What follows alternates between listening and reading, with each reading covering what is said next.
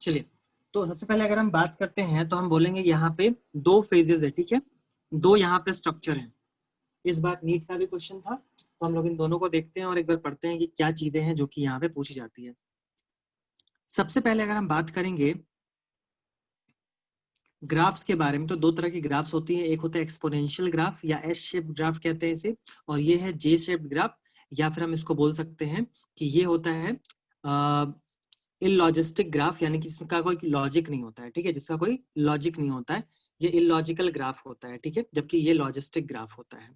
चलिए, तो इन दोनों के बारे में बात कर लेते हैं कि क्या चीजें हैं जो कि इन दोनों को अलग बनाती है।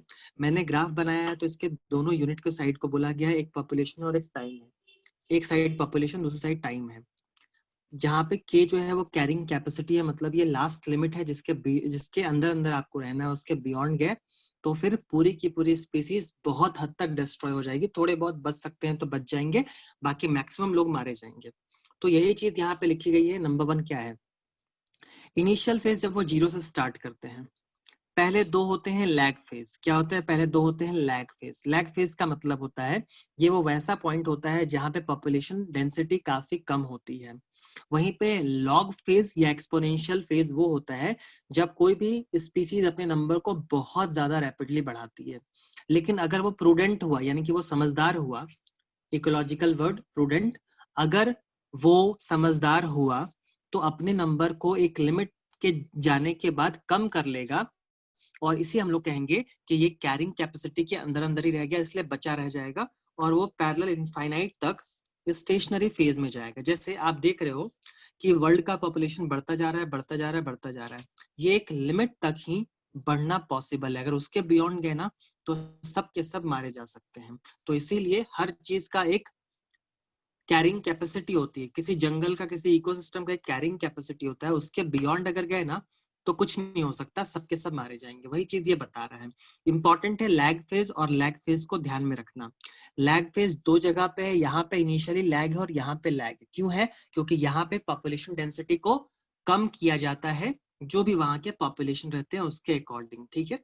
और पॉपुलेशन का मतलब पूरी कम्युनिटी नहीं होती है, सिर्फ एक पॉपुलेशन यानी कि एक स्पीसीज की बात की जा रही है। जैसे लायन तो लायन, डियर तो डियर, वल्चर तो वल्चर, ग्रासेस तो ग्रासेस, ऐसे।